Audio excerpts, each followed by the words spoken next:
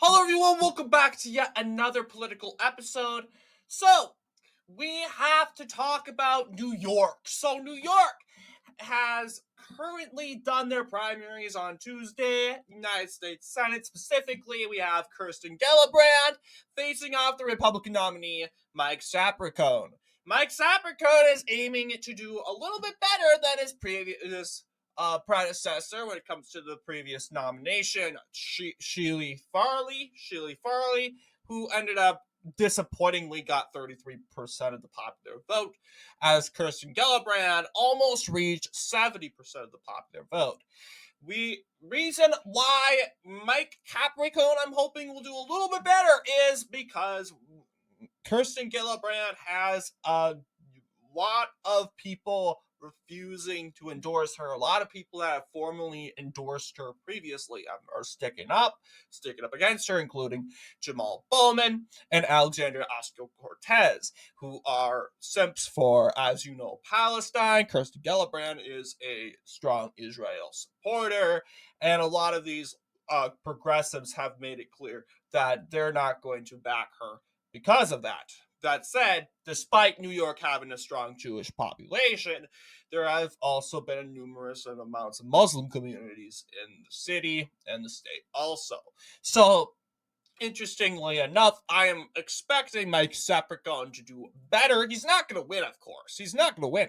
Kirsten Gillibrand, I expect to get 56%, 58%, 59%, but I would not expect her to get 67% or 66 or 64. I think that's a little absurd. But looking at that, yes, I do think Kirsten Gillibrand, of course. Let's see if she's getting endorsed in the general. Yeah. Uh General election, Kirsten Gillibrand. Yeah, it really doesn't look like AOC and the squad is coming out to back this woman. But yes, I'm expecting Sapraicone to do better because Gillibrand is losing a base.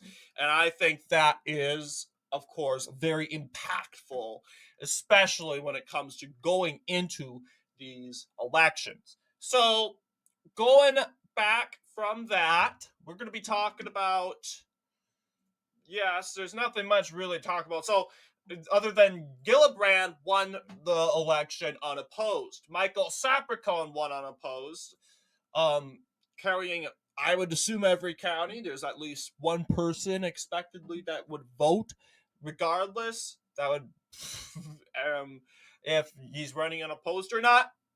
But yes, I do expect Gillibrand to win re-election by a landslide, but just not 67%. But going back, I want to talk about the some current addressing issues regarding I would say the primary between George Vladimir and um he could not he Jeffries. What am I talking about? Jamal Bowman. Reason why I want to touch base on that is it's big. We have a clown this time coming from the Democratic Party, making Republicans look really good. Jamal Bowman, who isn't a politician. He thinks he is. He thinks he's an experienced congressman. Yeah, I don't know how long Jamal Bowman has been in Congress, but if he's been in there for a long time, we can definitely say that, yeah, you don't have the coordinates. He's been in there since 2021, and he was a Democratic socialist. Yeah, this guy's a squad member for sure. And yes,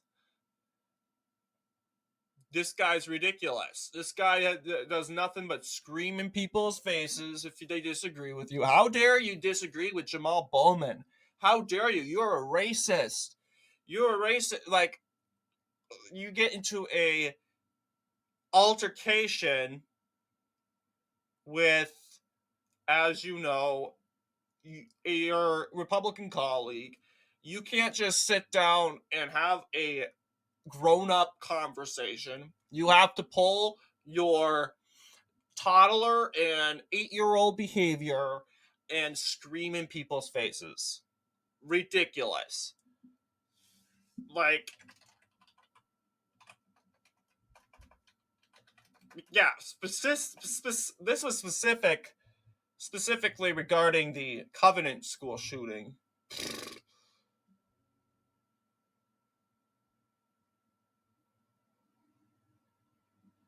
Yeah, the squad, definitely far left. Yeah. It looks like Kaser Bowman. Now, Kaser is the only guy in there.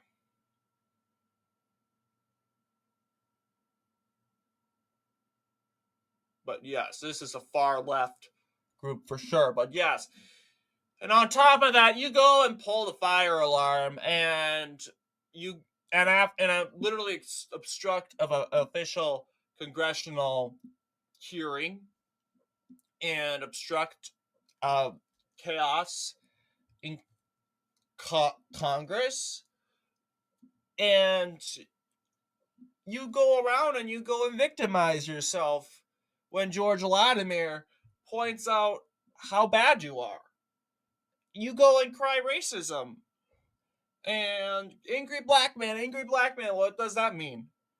Obviously, you are an angry black man. I think we can all agree with that. Obviously, you have an angry problem. You have an anger problem. That isn't racism, it's a fact. Is anyone could if sane enough to admit that Jamal Bowman's a madman? He is.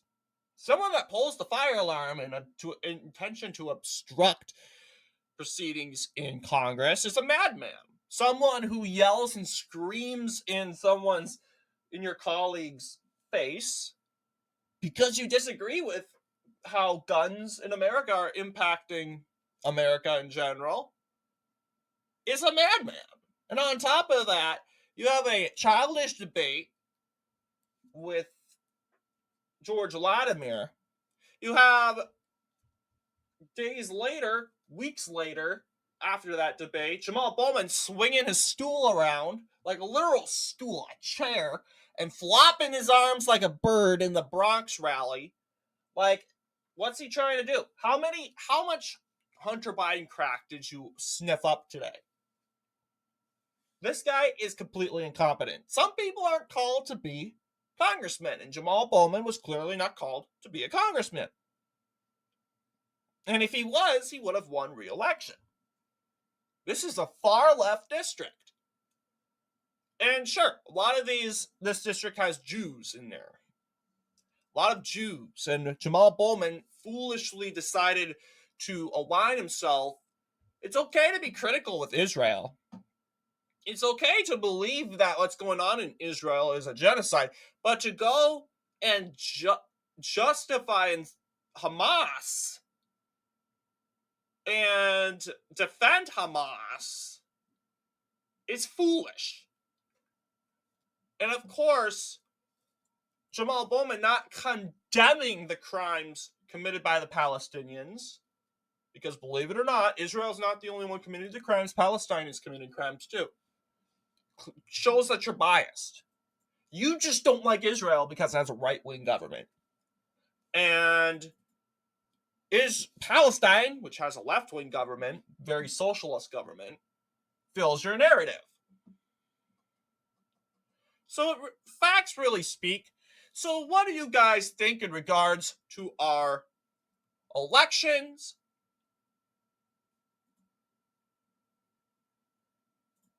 Let me know down below. And as always, I'll see you all in the next political episode.